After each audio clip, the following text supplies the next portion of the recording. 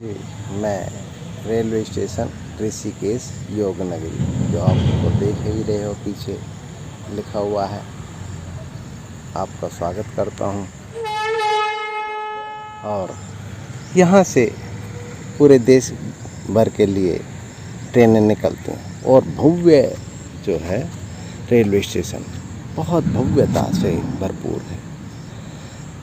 इतना भव्य है कि लगता है कि हाँ, ऋषिकेश अब तरक्की कर रहे हैं, उत्तराखंड तरक्की कर रहा है, लगता है। हाँ, वाकई में, क्योंकि यहाँ से कर्णप्रयाग के लिए भी वो निकल रही हैं। 2024 तक वो पहुँच भी जाएंगी ट्रेनें। गुफाएं बन चुकी हैं, तैयार हो चुकी हैं। तो इस बात को ध्यान में रखते हुए काम तो हुआ है, जो बहुत सालों से पेंडिंग पड़े थे वो भी काम हुए हैं और काम होने भी चाहिए। इसकी भव्यता का आपको अपने आप एहसास हो जाएगा। जैसे ही ऋषिकेश पहुंचेंगे उसी प्रकार से आपको एहसास हो जाएगा कि हाँ, हम ऋषिकेश आ गए। क्योंकि यहाँ पर इसके आगे फिर पर्वत, यह है ऋषिकेश योग नगरी रेलवे स्टेशन बना हुआ है और बहुत भव्य है। कितना सुंदर सुंदर पेड़ लगाए गए हैं और पार्किंग व्यवस्था बहुत अच्छी है। पेड़ों की से और सुंदरता में चार चांद लग गए हैं। और यहाँ से जो आपके इसकी भव्यता में और बढ़ा देते हैं। जब देखते हैं आप पहाड़ों को, एकदम से आपको ये लगेगा कि हाँ, अब पहुँच गए, अब सही जगह पहुँच गए। बहुत सुंदर रेलवे स्टेशन है। बहुत सुंदर सुंदर पुष्पों के पेड़ लगाए हुए हैं। देखिए कितना प्यारा पुष्प है, बहुत सुंदर। मैंने एक मोर देखा है, उसकी कलंगी ऐसी होती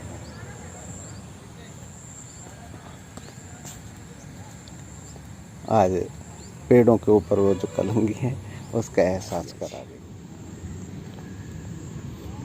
बहुत सुंदर नादिया जी की, भगवान की मूर्ति हैं।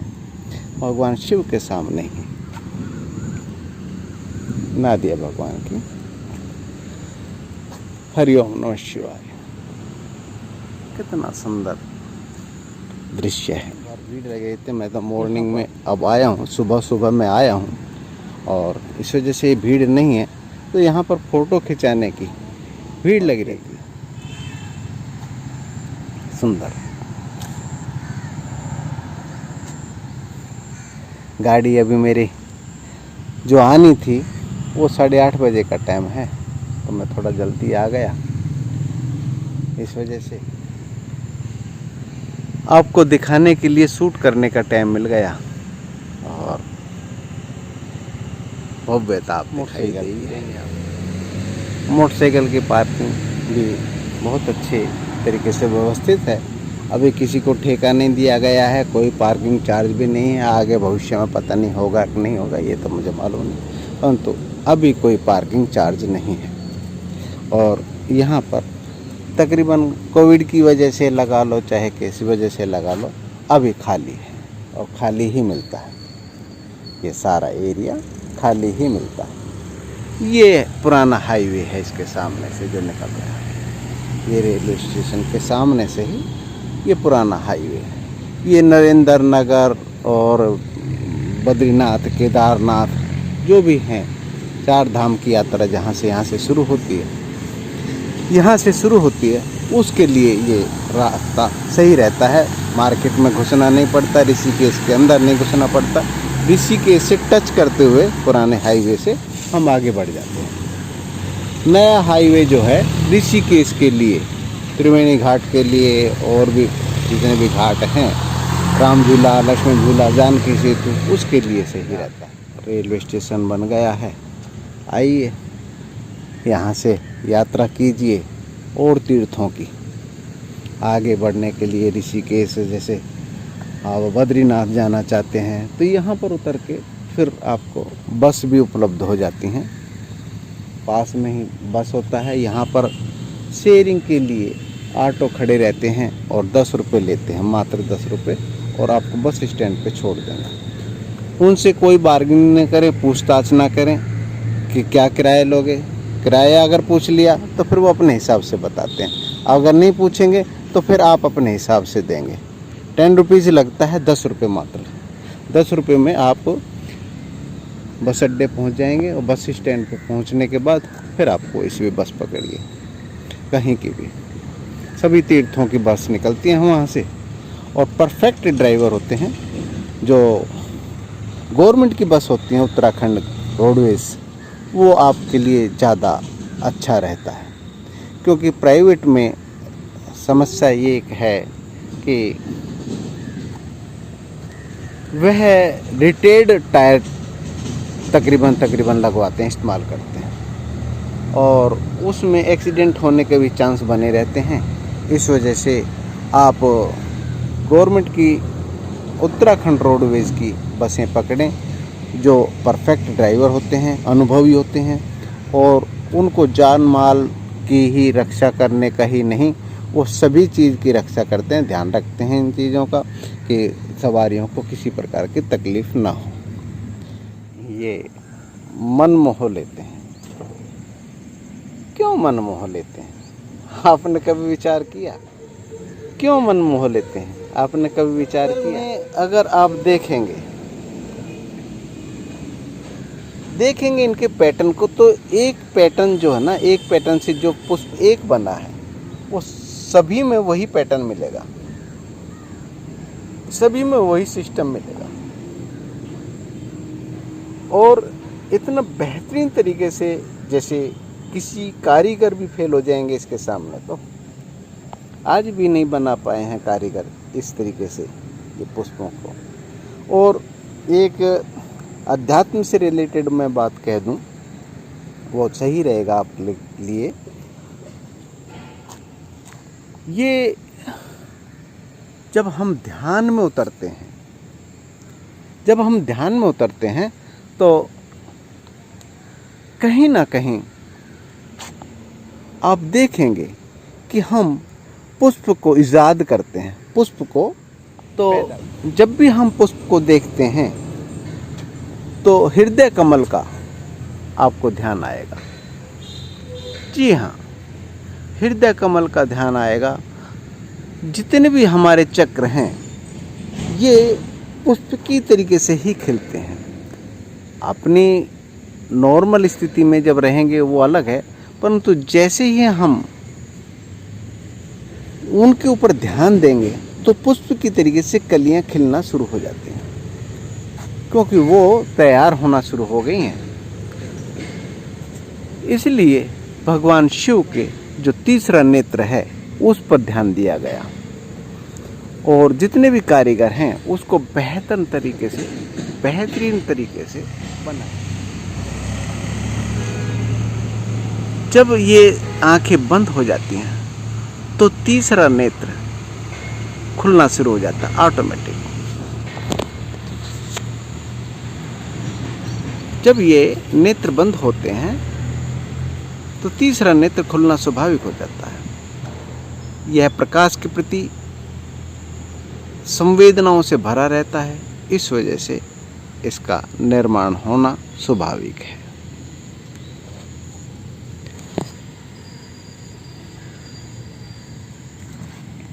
हाँ भाई पहलवान, क्या इंक्वायरी चल रही है भाई?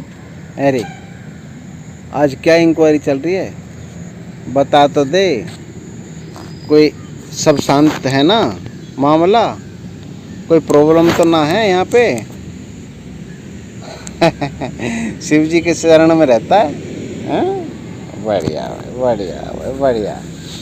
बताओ, इसका ना झोली है इसके पास, ना जेब है, कुछ भी नहीं है।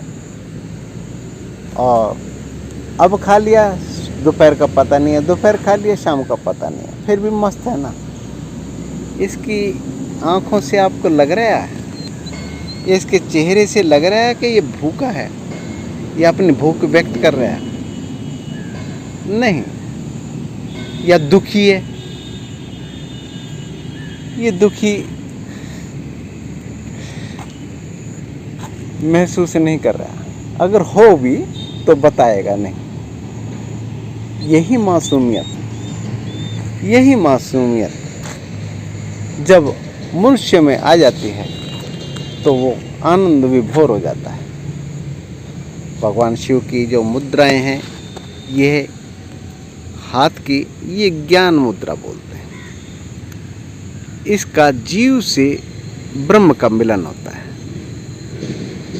और चक्र जागृत होना शुरू हो जाता है। आपकी ऊर्जा शरीर से बाहर नहीं निकलेगी, round and round and round घूमती रहेगी। ये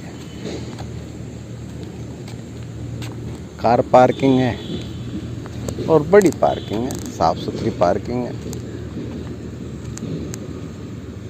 किसी प्रकार का यहाँ पर टैक्स नहीं है पार्किंग के लिए।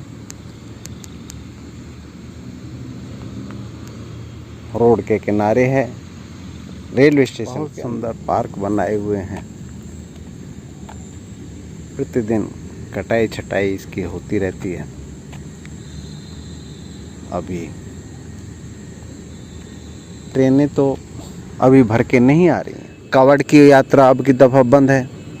कावड़ की यात्रा गवर्नमेंट की तरफ से ही बंद है। फिर भी जल चढ़ाने नीलकंठ पे जाते हैं और आसपास के ही लोग आते हैं। दिल्ली से हैं और राजस्थान से हैं, उत्तर प्रदेश से हैं, इस यहाँ से आसपास के ही लोग आते हैं। हाँ भाई, ड्यूटी पूरी होगी, जा रहा है क्या?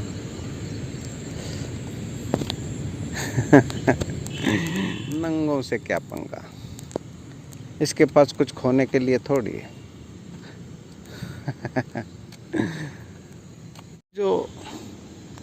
जो आगे कर्णप्रयाग तक गुफाओं से ट्रेन जा रही हैं, गुफाएं तैयार हो रही हैं, उनके यहाँ से ये ट्रक देख रहे हैं आप, इसमें इनमें ये इनका सामान लदा होता है और ये टाइम निश्चित होता है। ये वो टाइमिंग घड़ी है रेलवे विकास निगम लिमिटेड की तरफ से। 3 साल 4 महीने ये टाइमिंग भी दे रखे हैं, घंटे भी दे रखे हैं। ये घटते जा रहे हैं और निर्माण होता जा रहा है। तो निर्माण पूरा करने की एक अवधि इन्होंने बनाई है और ये प्रॉपर तरीके से इन्होंने टाइमिंग दे रखा है। और ये कंपनी के द्वारा ही लिमिटेड की तरफ से भारत सरकार का उपक्रम है। और ये कर्णप्रयाग तक जो लेके जाएगी ट्रेन, उसमें इसका इसी कंपनी का योगदान है। ज़्यादा ही जल्दी आ गया, 7 बजे और हरिद्वार पहुंची थी। मैंने ज़्यादा टाइम नहीं लेगी, हरिद्वार से जल्दी पहुंच जाएंगे। तो अब लगता है कि नहीं, वो अपने टाइम के अनुसार ही पहुंचेगी। क्योंकि मैंने अंदाज़ा लगाया कि मुझे 2.5 घंटे बताए गए थे देहरादून से मुंबई पहुंचने के फ़्लाइट से, और उन्होंने जल्दी, बहुत ज़्यादा जल्दी 1 घंटा पहले पहुंचा दिया, 1.5 घंटे में पहुंचा दिया। मगर कहीं ऐसा ना हो मेरे मित्र को वो जल्दी पहुंचा दिया, फिर यहाँ पे इंतज़ार करने, तो मैं जल्दी आ गया था। पर मुझे लगता है कि भारतीय रेल समय से तो पहले नहीं पहुंचाएगी, यहाँ समय के बाद बेशक पहुंचा सकती है। चलो ठीक है, अच्छा हुआ जो ईश्वरीयत करोति शोभनम करोति। कहीं ना कहीं ये वीडियो शूट करने के लिए देख रहे हैं मेरे साथ। ये एक्चुअल में मैं नए रेलवे स्टेशन पे इंतज़ार करता रहा और ये पुराने रेलवे स्टेशन पे आए, ये गलत बात है। ये मैं सोच रहा था कि न कुछ नए बन के आएंगे और ये पुराने वाले पे ही आ गए, तो हाँ मुझे मालूम नहीं नया पुराने का, मैं तो एक ही स्टेशन होता है तो वहाँ गाड़ी रुकी, वहाँ मैं उतर गया। चलो ठीक है, हाँ जी। अब बहुत अच्छी बात है। अब लेके चलते हैं इनको घर, फिर आगे ऋषिकेश घुमाएंगे और फिर विदा चाहेंगे। थोड़ा थोड़ा सभी जगह घुमाया और अब ये वापस जा रहे हैं। मैं इनसे विदा लेने आया हूँ। अच्छा गुरुद्वारे में मेन ब्रांच है। अच्छा जिन्ना में भी है हेमकुंड साहब जाना तो रात में इतने स्टे करता, सवेरे 4 बजे इतने चले जाएंगे। हेमकुंड की और वाड़मेर की कुछ ट्रेनें यहीं से निकलती हैं, नए रेलवे स्टेशन से नहीं है वो। और जैसे कि अब हमारे मित्र जो हैं ये जा रहे हैं, तो मैं चाहता हूँ कि इनसे विदा लें। आपको कोई तकलीफ़? कोई तकलीफ, मैं 4 दिन को दर्शन के लिए आया था। हाँ जी, अपने भाई जी समझो, गुरु जी समझो, सब कुछ है मेरे ही। तो इन्होंने बहुत अच्छे से एंटरटेन किया, गंगा घाटों के दर्शन कराए, हेमकुंड अपना गुरुद्वारा है हेमकुंड, गुरुद्वारा के दर्शन कराए मुझे इन्होंने। और वो जो नीलकंठ का रास्ता है वहाँ गुफाओं में मुझे ले गए। मैं इनका बहुत बहुत धन्यवादी, दिल से, गहरे दिल से धन्यवादी हूँ। इनका भगवान आपको तंदुरुस्ती, लंबा जीवन बख्शे, ऐसी सेवा करते रहिए, आपकी बहुत ज़रूरत है, हमें भी समाज को। नेक्स्ट आने का वायदा करके ये विदा ले रहे हैं, ये विदा ले रहे हैं और मैं इनको विदा करने आया हूँ, छोड़ने आया हूँ। नक नथ खसम हथ किरत धक्के दे, जहाँ दाने वहाँ खाने, नान का सच ये। जब मेरा नानक यहाँ बुलाएगा तो मैं अवश्य आऊँगा। बहुत नमस्कार सबको, मेरी तरफ से भी नमस्कार। वीडियो को सब्सक्राइब कर लो और लाइक करो और सबको शेयर करो। हंसते बसते रहिए, खुश रहिए।